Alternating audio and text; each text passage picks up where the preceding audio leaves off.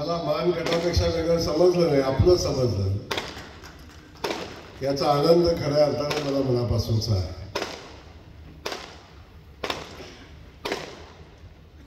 हा सोहळा इथं होत असताना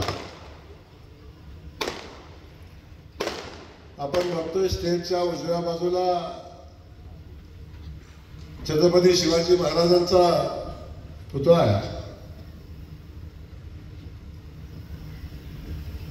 आज त्यांच्या पुतळ्याचं दर्शन घेतलं आणि दर्शन घेतल्यानंतर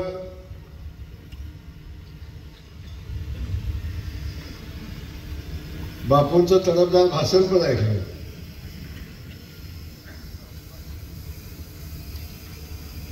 पण या ठिकाणी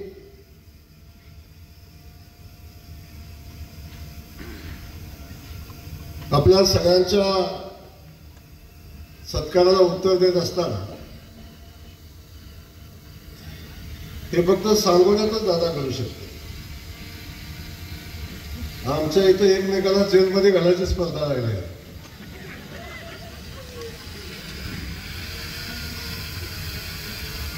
आणि राजकारण हा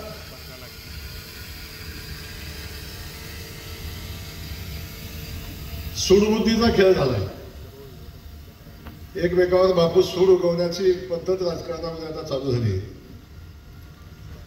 पण सांगोला अपवाद आहे. या तालुक्याला विचार आणि राजकारण कुठंपर्यंत करायचं असतं हे माहिती आहे. आणि आदरणीय गणपतराव देशमुख साहेब असतील किंवा शहाजी बापू असतील आणि बाकीचे नेते मंडळ असतील, या सगळ्यांनीच या तालुक्याला एक आदर्श घालून दिलाय. मीपर्यंत जे जे लागतं ते सगळं ग्रामविकास खात्यात मिळतं. जन्माला आल्यापासून जे लागतं आणि स्मशानभूमीत जाईपर्यंत जे लागतं ते सगळं ग्रामविकास खात्यात मिळतं. त्यामुळे बापू काळजी करू नका. रस्ता पाहिजे माझ्याकडे, स्मशानभूमी पाहिजे माझ्याकडे, स्मशानभूमीला रस्ता पाहिजे माझ्याकडे, स्ट्रीट पोल लावायचा म्हणलं तरी माझ्याकडे, ग्रामपंचायत कार्यालय बांधायचं म्हणलं तरी माझ्याकडे, मंदिर बांधायचं म्हणलं तरी माझ्याकडे, सभामंडप बांधायचं म्हणलं तरी माझ्याकडे. त्यामुळे सांगा बाबासाहेब योग्य ठिकाणी. पण ते सोडून द्या बाकी विषय. पण मी बाबासाहेब एवढंच सांगतो, शेवटी आपण सगळे सहकारी मिळून काम करतो. राजकारण झालं, निवडणूक झाली, आता आपण एकत्र येऊन काम करायचं. आणि एकत्र येऊन काम करत असताना आपण सगळ्यांनी ही भूमिका घेऊन आपल्याला पुढे जायचं आहे. पण सांगोलावाल्याला आपल्या सगळ्या सहकार्याला मी एवढंच सांगतो, आदरणीय देवेंद्र फडणवीस या राज्याचे मुख्यमंत्री आहेत. एकनाथ शिंदे साहेब आता त्यांच्यासोबत उपमुख्यमंत्री आहेत. आणि ताकदीनं आज राज्याच्या विकासाचा गाडा पुढे घेऊन जात असताना या समाजातल्या प्रत्येक घटकाला न्याय देण्याची भूमिका जी मोदीजींनी घेतली तीच आदरणीय देवेंद्र फडणवीस साहेबांनी घेतली, तीच आमचं महायुतीचं सरकार घेते. मी एवढंच सांगतो, बिन पाण्याच्या विहिरीत उडी मारायची. ज्या विहिरीत मुबलक पाणी आहे देवेंद्र भाऊच्या, तिकडेच आपण विचार करा. मुबलक पाणी असणार, पाणी असून की द्यायला नको आहे, दानत लागतील ना ती मी त्या माणसाला. त्यामुळं आपल्याला माझी विनंती आहे की आपण या सगळ्या गोष्टीचा विचार करत असताना तालुक्यासाठी आपल्याला कोण काय देणार आहे याचाही आपण विचार केला पाहिजे. आणि त्या दृष्टीनं आपण प्रयत्न करत असतात. मी एवढं बापू तुम्हाला दोघांनाही सांगितलं, तिघांना सगळ्या स्टेजवर बसल्या. या तालुक्यातल्या प्रश्नासाठी माझ्याकडं कुणी आला, कुणी जरी आला तरी सुद्धा जयकुमार गोरे कुठंही कधीही कमी पडणार. ती माझी जबाबदारी आहे. माझी जबाबदारी आहे. त्या जबाबदारीच्या भावनेत आपण काम करू. तर मी आपल्याला जाताना एवढंच सांगेन, पाण्याच्या प्रश्नासंदर्भात बापू बोलला तुम्ही. आता उजनीचं पाणी त्याचं काम चालू केलं.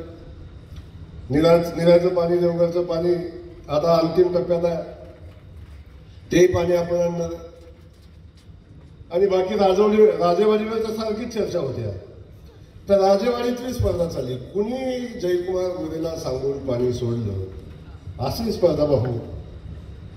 पण सगळ्यांनी मला सांगितलं, सगळ्यांनी मिळून प्रयत्न करत असताना आमचा केदार बी सारखा पाणी पाहिजे म्हणायचा, बापूचा फोन यायचा, इकडे आमच्या आमदाराचं तर सारखं पाणी फडणवीस साहेबांना कळाला. म्हणून सलग 3 वेळा भारतीय जनता पक्षाचं सरकार आज महाराष्ट्रामध्ये आलं आहे. 14 साली देवेंद्र फडणवीस मुख्यमंत्री झाले, 19 साली पुन्हा देवेंद्र फडणवीसच मुख्यमंत्री झाले असते, बहुमत आपलंच होतं, ते झालं. आता पुन्हा सरकार आलं, 3 वेळा सलग सरकार आले.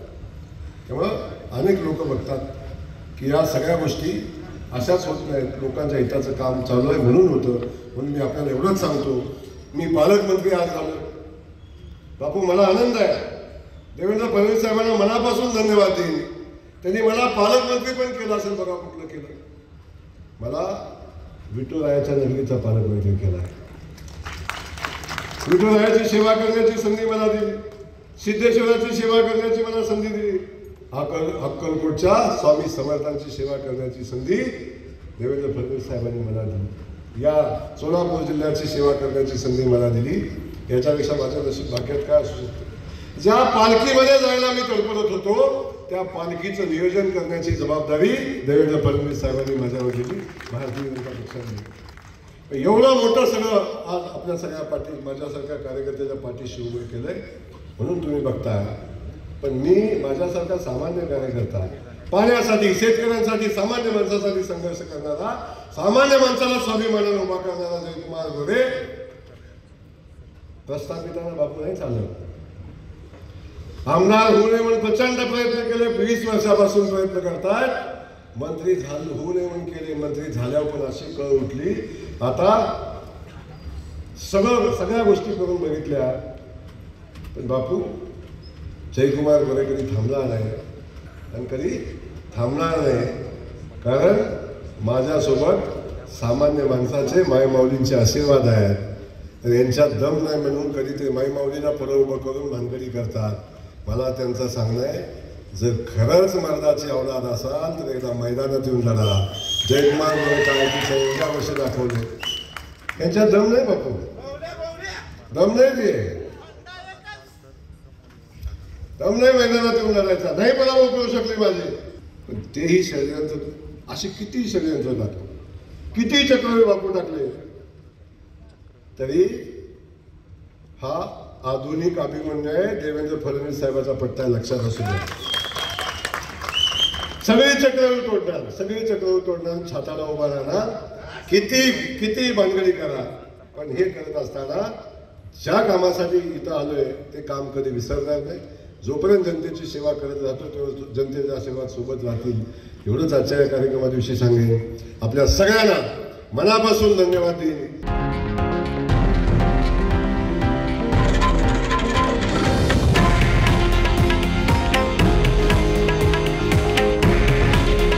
हे आहे देशातील नंबर 1 न्यूज नेटवर्क आणि आपण पाहत आहात TV9 मराठी. काळजी तुमची, हित महाराष्ट्राचं.